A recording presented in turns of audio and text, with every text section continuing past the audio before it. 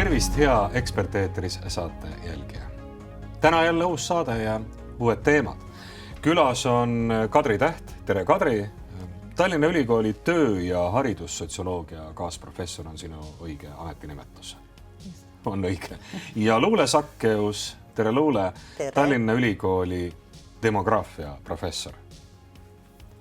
Miks te siin olete? Muidugi selle jaoks, et rääkida lahti või aidata mõtestada ühiskonnas olevaid murekohti ja miks me sellest täna räägime, sellepärast, et Ühiskonnateaduste Instituut saab ümmargused 10 aastat vanaks Tallinna Ülikoolis või nooreks, kuidas kellelegi meeldib öelda, ja siis mõtestataksegi seda, mis ühiskonnas laiemalt toimub.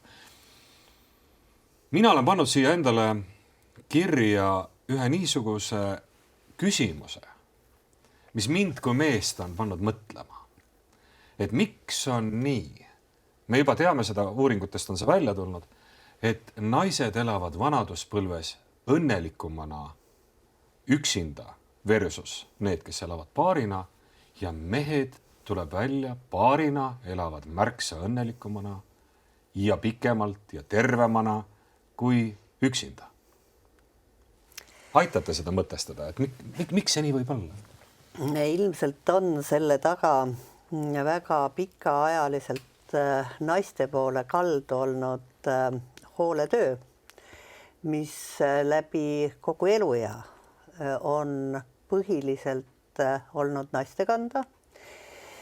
Ja eriti ka vanemas eas on nende kanda siis, kui kõrvalpartner haigestub, tavaliselt on ta vanem, temaga juhtub see enne, siis langeb ka see hoolduskoormus nagu naisele. Ja kuna meie eluea vahe meeste ja naiste vahel on päris kõrge endiselt, kuigi nüüd viimasel ajal langeb, siis on seda väga pikalt tulnud naistel kogeda, mis siis ilmselt on tõepoolest uuringutes teisendunud selleks, et nemad tunnetavad oma heaolu kõrgemana siis, kui nad elavad üksikuna. Mida vanasti ei saanud olla, sest varasematel aegadel on olnud tihtipeale naised nagu seotud meeste sissetulekutega ja see on määratlenud, et nad üksinda nagu ei oleks saanud hästi hakkama. Just, et koos elav pensionäride paar on ju aastakümneid räägitud, et nemad saavad hästi hakkama, sest et toetavad üksteist finantsiliselt.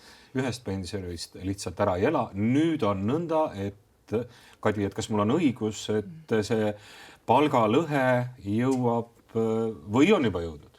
Või varsti jõuab pensionitesse? No ilmselt ta tasapisi hakkab jõudma, et praegu need pensionid järjest rohkem on ju seotud selle varasema sissetulekuga ja seesama hoolduskoormus ja suurem ebavõrdne hoolduskoormuse jaotus.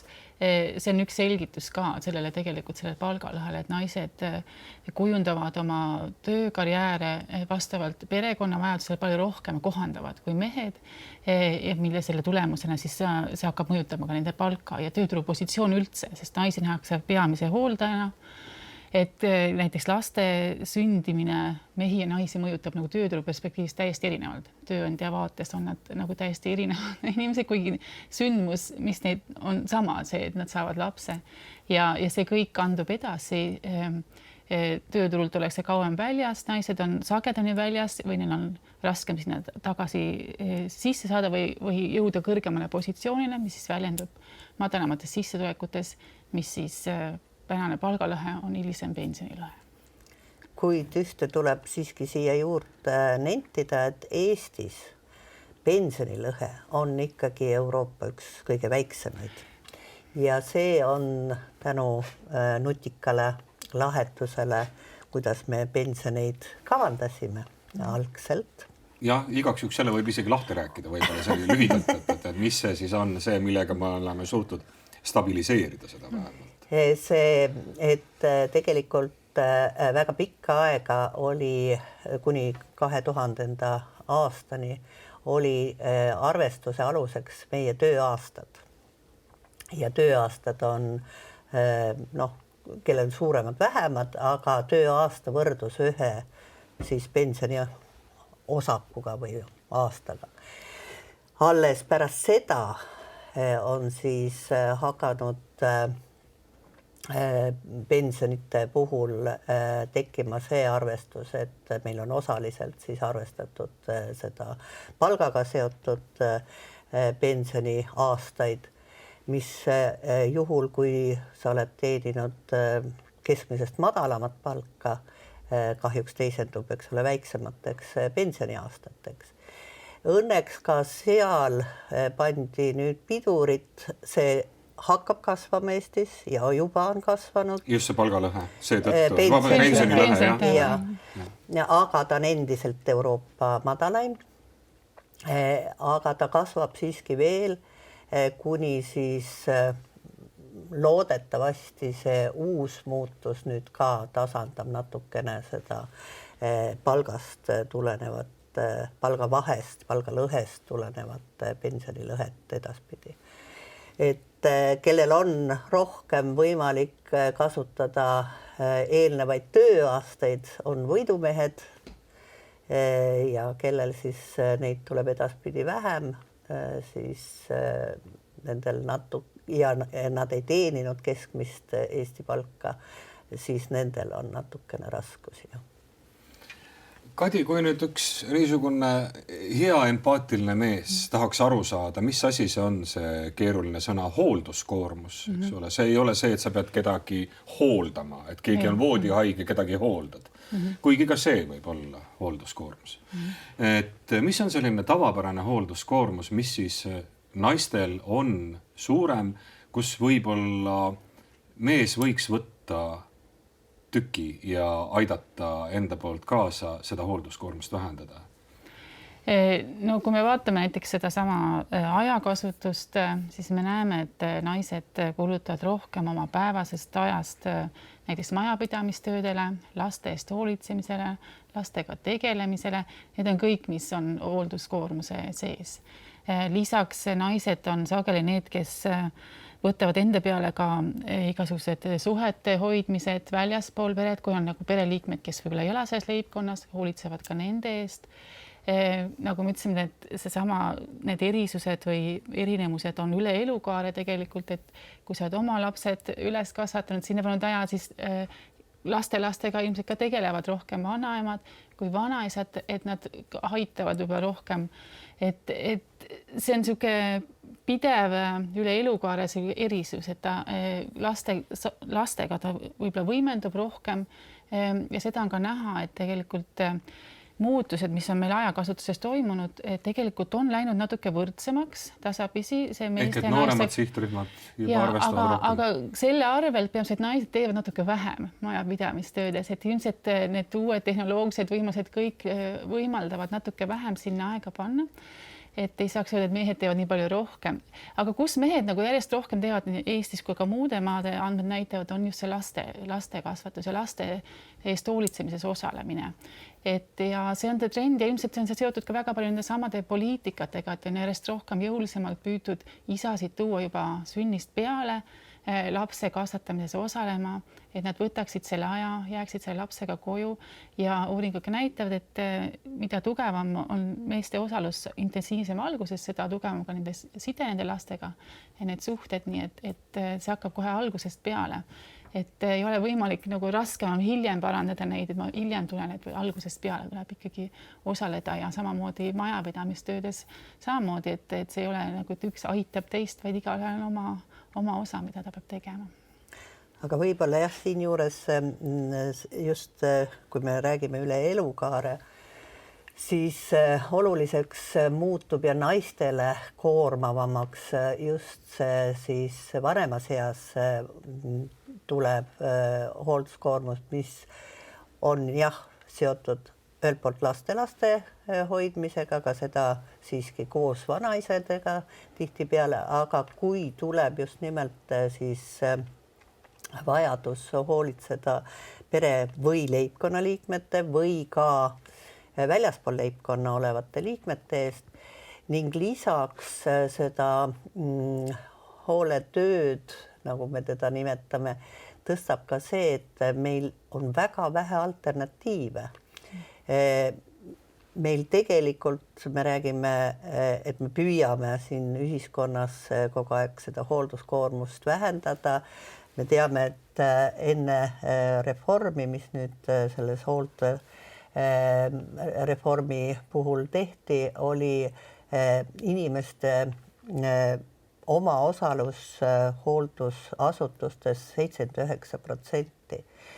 Nüüd siis selle kohaliku omavalitsuse meetmega on see langenud natukene üle 50%-ni, mis aga ei ole sugugi vähe. Ja kõik ei saa seda endale lubada. Just nimelt, et esiteks on see, mis tähendab siis ka seda, et kui ma ei saa seda endale lubada ka selle 50%-lise osalusega, siis tihtipeale kõige lõpus, kui ma vajan seda inimese hooldamist, siis see tähendab, et ma ei saa enam midagi muud kõrvalt teha ja me võtame tegelikult tööturult ära professionaalsed oskustega inimesed selleks, et nad teeksid tööd, mida nad tegelikult ei oska. See on üks pool, kus see hoolduskoormus mõjub väga halvasti ja teine pool, et seesama noorem põlvkond vaatab seda vanemat põlvkonda ja tal tekib küsimus, et aga miks ma peaksin üldse uusi lapsi siia ilma tooma, kui neid tabab sama saatus?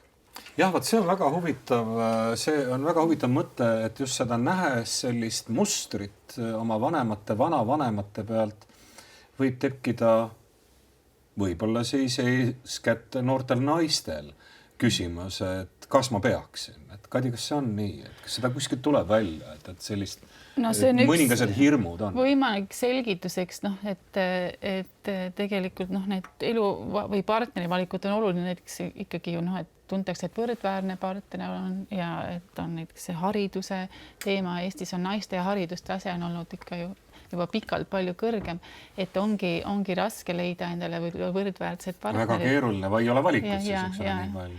Ja siis ja nagu Luule juba välja tõid, kui sul on majanduslikult võimalik ise üksi toime tulla, siis sa ei pea olema sundvalikuid tegema. Ja see on selline üksi olemine või üksi jäämine teadlikult ka, eks see on ka laiem trend, et see ei ole ainult Eesti eripära, et sellest räägitakse ka mõnel juhul ka isegi nagu justkui mingist pandeemiast, et seda on järjest rohkem tegelikult inimesed valivad nagu üksinduse, kas see on alati valik, aga ma arvan, et palju rohkem ka teadlikke valikud nii laste saamise osas kui ka üksi elamise osas, et inimesed otsustavad just, et nad ei taha võib-olla neid samu mustreid jälgida ja endale võtta neid vastutusi, mida nad näevad, et nende vanemad on pidanud võtma. Ja ma arvan, et need eeskujud, mis neil ees on, ei ole väga julgustavad, eriti näiteks, kui me vaatame seesama tööjaotust, et kui me päeva lõpus, kui me liidame kokku majapidamistööd ja kodused tööd ja töö, nii-öelda palgatöö ja naised on meil olnud ju väga tugevalt tööturul ja endiselt on, siis naised töötavad rohkem ja absoluutselt igas vanuses. Luule, aga demograafina ütled, et see on ju tupik. Me ei jää niimoodi kestma. Mida teha? No siis ongi valikuid tuleb vaadata just nimelt, et need ei hakka alati sellest otsast, kus me tahame nagu otseselt mõjutada. Et valikud poliitikate tegemisel on tunduvalt kaudsemad ja selle tõttu ma toongi selle hoolduskoormuse nagu keskmesse, et see mõjutab väga paljusid valikuid hoopis teises dimensioonis ja tihtipeale need otsesed poliitikad, mida me teeme, võivad olla veel hirmutamavad. Kui me mõtleme siin viimaste aegade erinevaid poliitikaid, olgu see teise pensionisamba ärakukkumine või lõpetamine sellisel kujul, mis tegelikult võimaldaks vanas eas toime tulla. Mis oleks võimaldanud, kui ta oleks jäänud, eks ole, sellise süsteemine. Ja samamoodi siis marginaalse paljulapseliste rühma väga suur toetamine, jättes lastetud ja siis esimese lapsega, kes tegelikult on see, kes panustavad. Kui meil ikka teist last ei tule, kõigepealt esimest, kõigepealt on meil vaja, et esimene laps just, et need lastetud pered oleksid nii palju julged, et nad võtaksid selle riski ja saaksid esimese lapse. Just nimelt, et kui me seda esimest last ei soodusta, siis ei tule seda teist ja mis me sellest marginaalsest paljulapselistest räägime. Ja, Kadri, soovid sa täiendada just nende lahenduste koha pealt? Nojah, eks see on seesama, et nagu ma tõin välja need samad poliitikad, mis nagu suunavad mehi ja naisi nii-öelda võrdselt panustama ja osalema erinevates nendes eluetappides ja loomulikult, et küsimus ei ole ainult inimeste enda valikutes, et riik ikkagi saab nagu mõjutada nende poliitiliste valikutega ja mis on väga oluline ka, et need mõjud on sageli väga pikaajalised, et ka niisugused ajutised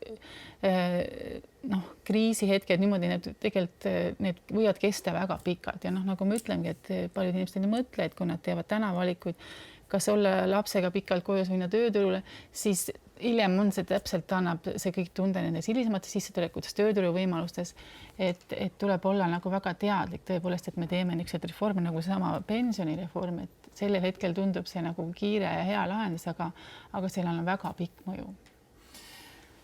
Üks asi veel, et vanemas eas, nüüd siis noortele öeldes, et vanemas eas on õnnetumas ja raskemas seisus need, kellel, ma saan aru, on väiksem haridustase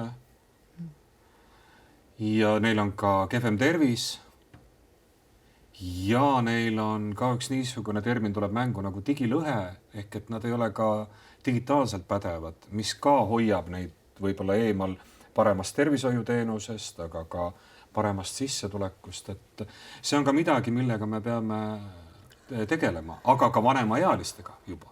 Just nimelt, et me oleme nagu olnud väga uhked oma digiarengu üle ja me oleme väga arenenud digiriik, kuigi me oleme viimase 5 aastaga päris kõvasti kukkunud. Oleme seal konkurentsi võimekuse poolest 26. tasemel, mis on ikkagi juba päris Euroopas madal. Üle 10 võrra kukkunud vist. Jah, peaaegu nii, jah. Ja et selle juures mõelda siis sellele, et üha enam püüame kolida kõiki oma teenuseid digitaalsesse maailma ja samas need, kes seda kasutavad, ei ole võimelised tegelikult sellest osa saama ja me ei tee mitte üheski arengukavas ühtegi siis sellist meedet pole me arendanud, mis tegelikult võimaldaks neil siis seda järeleaitamist või üldse digioskuste parandamist. Jah, digioskuste parandamist, just nimelt, et see ei ole nii lihtne, eriti kui tegemist on hariduslõhega samamoodi. See ei ole nii lihtne, kui mul on terviseprobleemid, mis tihtipeale võivad juba olla ka sellised, et mul on raske meelde jätta uusi asju, et see õpe peab ka olema hoopis teistsugune, kui me õpetame noori. Ja vaat seda laadi õppele ei ole me kuskil nagu veel mõelnud ja see tähendab, et nendest siis, kes tõepoolest neid teenuseid rohkem vajavad, üle 70% jääb neist eemal. Digilõhe vähendamine on nüüd ka Töötukassal võetud justkui nagu prioriteediks. Kadri, kui saaksid anda nõu Töötukassa juhtkonnale, et millest nad alustada võiksid, kui nad alustavad digilõhe vähendamisega? ei noh, ma arvan sama, mis see Luule välja teeb, tulebki aru saada, et et kui me teeme teenuseid ja kõik me digitaliseerime, et nad jõuaksid nagu nende õigete inimeste, et ei teki mingit barjääre nende ligisaamisega. Et ma arvan, need kohad, et see võib olla täitsa ka nagu selles mõttes ligisaamine, et igale poole võib-olla ei jõua see internet, igale ei ole võimalik seda endale muretseda, sest selleks on vaja neid vahendeid, neid digivahendeid, eks ole, et selles maailmas kaasa olla. Ja teine on seesama oskuste teema, et julgustada või õpetada inimesi neid teenuseid ka kasutama. Ja võib-olla peabki olema ka alternatiive, et või inimesed sujuvam üleminek, et kui sa tead ühel päeval sa saad ainult teenuseid ainult arvutist või mobiili kaudu, siis võibki juhtuda, et paljud jäävad sealt kõrvale. Ja ma arvan, see digilõhe tegelikult hakkab juba natuke varasemast ka, et see on väga tugevalt haridusega ikkagi seotud, et ta jõuab sinna, ta elu jooksul üle elukaare ta pigem nagu lõheneb, et ta ei ole ainult vanemaealiste teema, et seal on ka vanuse teema, aga seal on haridustasemete teema, et tegelikult ja ka tervise teema. Ja tervise kõik teema. Kõik on seotud lõpuks üheks seda tuleb siis, aga erinevate sihtgruppide nagu vajadused ja piirangud on erinevad, et neid tuleb siis aru saada, et kellel on mida vaja, kes jääb mis põhjusel välja. Luule, ma tahan tegelikult, saade hakkab kohe lõppema, ma tahan siia, sa saad kohe põimida oma vastuse sellesse minu küsimusse, sest et parteide suvepäevad algavad juba järgmisel aastal selle loosungiga, et teeme uue programmi 2027 märtsis on Riigikogu valimised. Mida nad võiksid sinna programmidesse kirja panna selleks, et sinu hinnangul Eesti elu ei langeks sinna lõksu, nendes kriiside ja lõhede lõksu? Ma arvan, et üks on kindlasti tähelepanu hoolduskoormusele, sest sellel on nii mitmetahuline väljund ja teine on õppe mitmekesistamine eri vanusrühmades ja vanemate toomine õppesse. Aitäh teile, head külalised, Kadri Täht ja Luule Sakkeus. Loodan teiega tulevikus kohtuda, edu ja jõudu selles töös, mis te teete. Ning aitäh ka teile, hea Eksperteetris saate jälgija, kohtumiseni juba uues saates.